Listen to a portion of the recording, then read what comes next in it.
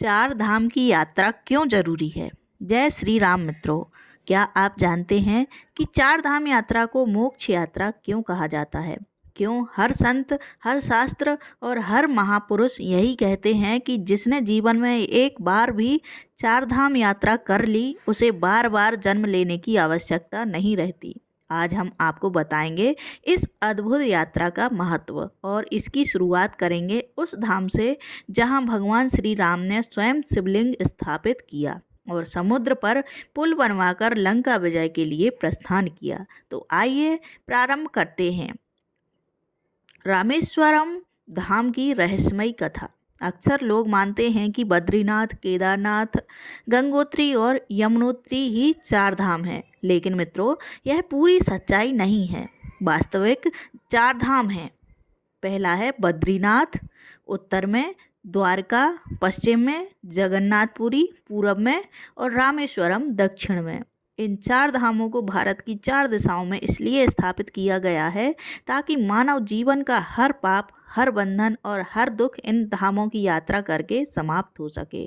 रामेश्वरम धाम मोक्ष की पहली सीढ़ी तमिलनाडु के रामनाथपुरम जिले में स्थित रामेश्वरम धाम को मोक्ष द्वार कहा गया है। यह स्थान बंगाल की खाड़ी और अरब सागर के संगम पर स्थित है। मान्यता है कि यहाँ भगवान श्री राम ने लंका विजय से पहले समुद्र तट पर एक शिवलिंग स्थापित किया और भगवान शिव की उपासना की। भगवान शिव श्री राम की भक्ति से इतने प्रसन्न हुए कि उन्होंने विजय श्री का आशीर्वाद दिया। तभी श्री राम ने निवेदन किया, हे भोलेनाथ, आप सदैव इस शिवलिंग में विराजें और मानव मात्र को पाप से मुक्ति प्रदान करें। और तभी से यह स्थान रामेश्वरम ज्योतिर्लिंग के रूप में पूजित है।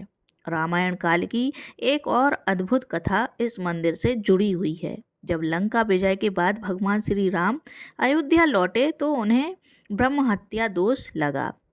इसका प्रायश्चित केवल भगवान शिव की आराधना से ही संभव था। श्री राम ने हनुमान जी को शिवलिंग लाने भेजा, परंतु हनुमान जी लौटने में देर कर बैठे। उधर पूजा का शुभ मुहूर्त निकल रहा था। तब माता सीता ने समुद्र तट की रेत से एक शिवलिंग बना दिया और उसी की पूजा की गई। यही रामनाथेश्वर लिंग कहलाया। बाद में हनुमान जी भी शिवलिंग लेकर लौटे और श्री राम ने दोनों शिवलिंग प्रतिष्ठित किए। इसलिए आज भी रामेश्वर मंदिर में दो शिवलिंग हैं। रामेश्वर धाम के पास ही समुद्र में एक अद्भुत स्थल है, राम सेतु। यह वही पुल है जिसे श्री राम और वानर सेना ने लंका तक पहुंचने के लिए बनाया था। आज भी समुद्र के भीतर इस पुल के अवशेष दिखाई देते हैं। करोड़ों भक्त इसे भगवान की लीला मानते हैं। यह हिंदू धर्म का सबसे रहस्यमय और दिव्य स्थान है। रामेश्वरम मंदिर अपनी अद्भुत वास्तुकला के लिए विश्व प्रसिद्ध है। इसका गलियारा यानी कॉरिडोर दुनिया का सबसे बड़ा मंदिर गलियारा माना जाता है। मंदिर की दीवारों पर की गई उत्कृष्ट नक्काशी अद्भुत है। यहाँ समुद्र स्नान और ज्योतिर्लिंग के दर्शन से जीवन के सभी पाप नष्ट हो जाते हैं। क्या आपने कभी सोचा है कि क्यों बद्रीनाथ धाम को धरती का बैकुंठ कहा जाता है? क्यों कहा जाता है कि जो भक्त यहाँ भगवान बद्री नारायण के दर्शन कर लेता है उसका जन्म मरण का चक्र हमेशा के लिए समाप्त हो जाता है। आज हम आपको सुनाएंगे बद्रीनाथ धाम की रहस्यमयी कथा, जहाँ भगवान विष्णु स्वयं तपस्या में लीन हुए और माता लक्ष्मी ने त्याग और प्रेम का अद्भुत उदाहरण दिया। बद्रीनाथ धाम धरती का बैकुंठ। उत्तराखंड के जिले में अलकनंदा नदी के तट पर बसा बद्रीनाथ धाम हिमालय की गोद में स्थित है। नर और नारायण पर्वत श्रृंखलाओं के बीच बसा यह मंदिर लगभग 15 मीटर ऊंचा है और इसका निर्माण शैली इतनी अद्भुत है कि इसे देखने मात्र से ही भक्त और शांति का अनुभव होता है। मंदिर के 3 मुख्य भाग हैं। पहला गर्भगृह, जहां भगवान बद्रीनारायण की प्रतिमा विराजमान है। दूसरा दर्शन मंडप। तीसरा सभा मंडप। मंदिर के अंदर 15 दिव्य मूर्तियां स्थापित हैं, लेकिन सबसे प्रमुख मूर्ति है भगवान विष्णु की काले पत्थर की 1 मीटर ऊंची प्रतिमा जो स्वयंभू मानी जाती है। पुराणों में वर्णन है कि बद्रीनाथ धाम पहले भगवान शिव की तपस्या स्थली थी, लेकिन जब भगवान विष्णु को ध्यान और योग के लिए एक स्थान चाहिए था तो उन्होंने बालक का रूप धारण किया। कथा है कि जब माता पार्वती ने उस रोते हुए बालक को देखा तो उन्होंने दयालुता से उसका कारण पूछा। तब बालक रूप में भगवान विष्णु ने कहा, मुझे यह केदार भूमि ध्यान करने के लिए चाहिए। शिव और पार्वती ने करुणापूर्वक यह स्थान भगवान विष्णु को दे दिया और तभी से यह स्थान बद्रीवन के नाम से प्रसिद्ध हो गया। एक और अद्भुत कथा बद्रीनाथ से जुड़ी है। कहा जाता है कि जब भगवान विष्णु यहाँ तपस्या में लीन हुए तो वे कठोर हिमालयी सर्दी और प्रतिकूल मौसम से पूरी तरह अनजान थे। पत्नी धर्म निभाते हुए देवी लक्ष्मी ने स्वयं बद्री वृक्ष का रूप धारण किया और अपनी शाखाओं से विष्णु भगवान को ढक लिया। देवी लक्ष्मी के इस त्याग और प्रेम से प्रसन्न होकर भगवान विष्णु ने इस स्थान को बद्रीनाथ नाम दिया। इसलिए बद्रीनाथ धाम केवल भक्ति का नहीं बल्कि त्याग और प्रेम का भी प्रतीक है। बद्रीनाथ धाम में एक और रहस्यमयी स्थान है, ब्रह्म कपाल। यह एक ऊंची शिला है जहाँ पितरों के लिए श्राद्ध और तर्पण किया जाता है। मान्यता है कि स्वयं भगवान शिव को यहाँ ब्रह्म हत्या के पाप से मुक्ति मिली थी। इसलिए यदि कोई व्यक्ति ब्रह्म कपाल पर श्राद्ध करता है तो उसके पितरों को मोक्ष प्राप्त होता है और परिवार पर सदैव आशीर्वाद बना रहता है। बद्रीनाथ धाम को अष्टधामों में सबसे श्रेष्ठ माना गया है। इसे धरती का बैकुंठ कहा जाता है क्योंकि यहाँ भगवान विष्णु साक्षात उपस्थित हैं। यहाँ दर्शन मात्र से भक्त को मोक्ष मिलता है। हर साल लाखों श्रद्धालु इस धाम की यात्रा करते हैं और मान्यता है कि जिसने जीवन में एक बार भी बद्रीनाथ धाम के दर्शन कर लिए उसे मृत्यु के बाद यमलोक नहीं जाना पड़ता। मंदिर का शिखर सोने की कलश और चक्र से सुसज्जित है। अंदर गर्भगृह में दीपक की ज्योति वर्ष भर जलती रहती है। मान्यता है कि यह दीपक भगवान विष्णु की अनंत ऊर्जा का प्रतीक है। क्या आपने कभी सुना है कि दुनिया में ऐसा भी मंदिर है जहाँ की मूर्तियाँ जानबूझकर अधूरी छोड़ी गईं, जहाँ का ध्वज हमेशा हवा की विपरीत दिशा में लहराता है और मंदिर का सुदर्शन चक्र हर दिशा से आपको देखता हुआ प्रतीत होता है? जी हाँ, यह कोई साधारण स्थान नहीं है बल्कि यह है जगन्नाथ धाम। तो आइए जानते हैं इस रहस्यमयी धाम की अद्भुत कथा। जगन्नाथपुरी जगत के स्वामी का धाम उड़ीसा राज्य के तटीय नगर पुरी में स्थित है। यह मंदिर जगन्नाथ धाम कहलाता है। जगन्नाथ का अर्थ है जगत के स्वामी। इस मंदिर में 3 प्रमुख देवताओं की पूजा होती है। पहला भगवान जगन्नाथ यानी श्री कृष्ण, दूसरे हैं बलभद्र यानी बलराम और तीसरा है सुभद्रा यानी भगवान कृष्ण की बहन। पुरी धाम को 4 धामों में पूर्व दिशा का द्वार माना गया है। अधूरी मूर्तियों का रहस्य पुरी मंदिर की स्थापना से जुड़ी कथा बेहद रोचक है। कहा जाता है कि कलयुग की शुरुआत में राजा इंद्रद्युम्न को स्वप्न में भगवान श्री कृष्ण ने आदेश दिया कि वे समुद्र तट पर बहकर आए एक दिव्य वृक्ष से उनकी प्रतिमा बनवाएं। राजा ने एक शिल्पकार की खोज की। तभी एक वृद्ध ब्राह्मण प्रकट हुए और बोले, मैं इन मूर्तियों का निर्माण करूंगा, लेकिन एक शर्त है, जब तक मेरा कार्य पूरा ना हो कोई दरवाज़ा नहीं खुलेगा। अगर किसी ने दरवाज़ा खोला तो मूर्तियां अधूरी रह जाएंगी। राजा ने शर्त स्वीकार कर ली। कुछ दिनों तक अंदर से लकड़ी काटने की आवाज़ आती रही, लेकिन अचानक आवाज़ बंद हो गई। रानी को चिंता हुई कि कहीं ब्राह्मण की मृत्यु तो नहीं हो गई। उन्होंने दरवाज़ा खोल दिया। जैसे ही दरवाज़ा खुला सब स्तब्ध रह गए। मूर्तियों के हाथ पांव अधूरे थे। तभी वह वृद्ध ब्राह्मण गायब हो गए। राजा को तब एहसास हुआ कि वह कोई और नहीं बल्कि स्वयं देव शिल्पकार विश्वकर्मा थे।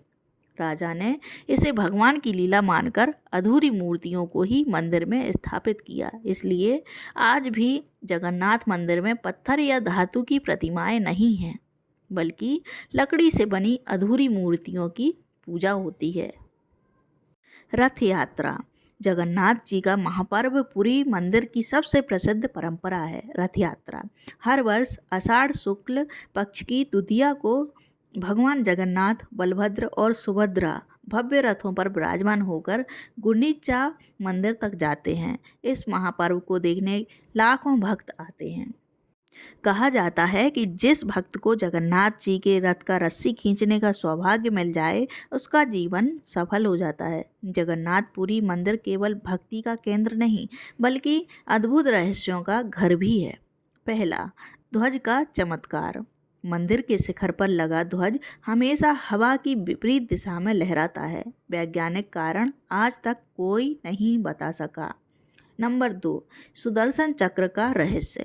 मंदिर के ऊपर स्थित नील चक्र ऐसा प्रतीत होता है कि वह हर दिशा से सीधे आपको देख रहा है, चाहे आप मंदिर के किसी भी कोने में खड़े हों। चक्र की दृष्टि सदैव आपकी ओर रहती है।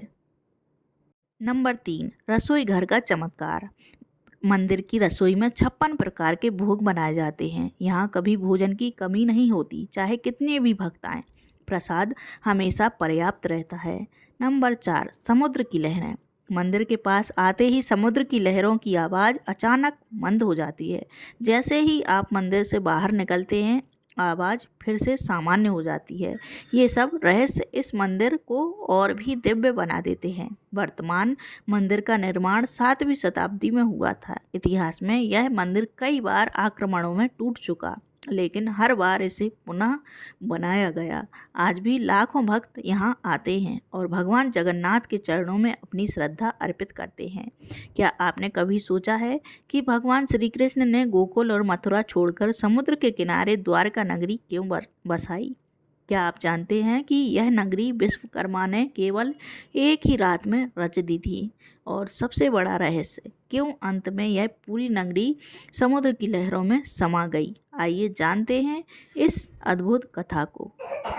मथुरा में जब भगवान श्री कृष्ण ने कंस का वध कर दिया था, तब कंस के मामा जरासंध ने कृष्ण और यादवों पर 17 बार आक्रमण किया। हर बार कृष्ण ने युद्ध किया, लेकिन यादवों का जीवन संकट में था। तभी श्री कृष्ण ने सोचा, यदि यादव वंश को सुरक्षित रखना है तो हमें नया नगर बसाना होगा जो शत्रुओं की पहुंच से दूर हो। तब श्री कृष्ण ने समुद्र देव और विश्वकर्मा से प्रार्थना की। समुद्र देव ने उन्हें भूमि दी और विश्वकर्मा ने एक ही रात में भव्य नगरी का निर्माण कर दिया। यह नगरी सोने, चांदी और बहुमूल्य रत्नों से सुसज्जित थी। हर गली चौक चमकता था और नगरी के चारों ओर ऊंची दीवारें थीं। इसी नगरी को कहा गया द्वारका, यानी मोक्ष का द्वार।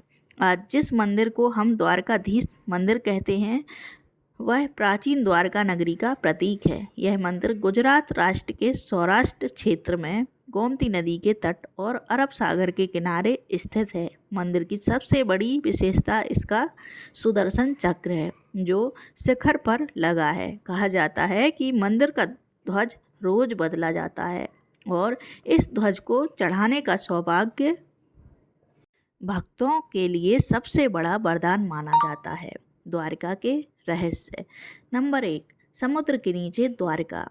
पुरातत्व विभाग और समुद्री वैज्ञानिकों ने खोज की तो पाया कि समुद्र के भीतर प्राचीन द्वारका नगरी के अवशेष मौजूद हैं। पत्थरों की दीवारें, मूर्तियां और स्तंभ आज भी समुद्र की गहराइयों में मिलते हैं। यह प्रमाण है कि द्वारका कोई कल्पना नहीं, बल्कि ऐतिहासिक सत्य है। नंबर 2, द्वारका का विनाश। महाभारत युद्ध के बाद जब यादवों में आंतरिक संघर्ष हुआ, तब श्री कृष्ण ने समझ लिया कि द्वारका का समय समाप्त हो गया है। जैसे ही भगवान ने पृथ्वी से प्रस्थान किया, समुद्र की लहरों ने पूरी द्वारका नगरी को डुबो दिया। आज भी लोग मानते हैं कि समुद्र की गहराई में द्वारका आज भी जीवित है। नंबर 3, मंदिर का रहस्य। द्वारकाधीश मंदिर के 5 दरवाजे हैं और इन्हें मोक्ष द्वार कहा जाता है। कहा जाता है कि जो भक्त यहाँ दर्शन करता है, उसका जन्म मरण का चक्र समाप्त हो जाता है। महाभारत युद्ध के बाद जब श्री कृष्ण जंगल में विश्राम कर रहे थे, तब जरा नामक शिकारी ने उन्हें हिरण समझकर तीर चला दिया। यह भगवान का पृथ्वी से विदा होने का संकेत था।